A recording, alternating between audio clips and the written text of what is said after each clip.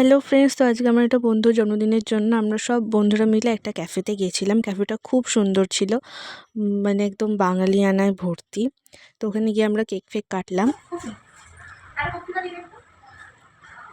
অভূতপূর্ব, অতুলনীয়, অসাধারণ, অবাস্তব একটা জিনিস। Happy birthday to you, happy birthday to you, happy birthday dear Purbasha, happy birthday to you.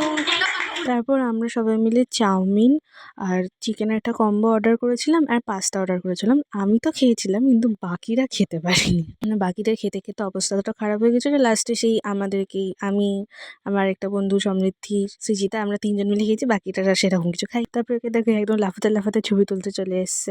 তারপর আমরা কিছুক্ষণ মজা করলাম, করে তারপর ওটার পাশেই পার্ক ছিল, আমরা সবাই মিলে একটু পার্কে গেছিলাম, গিয়ে বসলাম, গল্প টল্প করে বাড়ি চলে এলাম। এভাবেই কাটলো। Thank you, tata.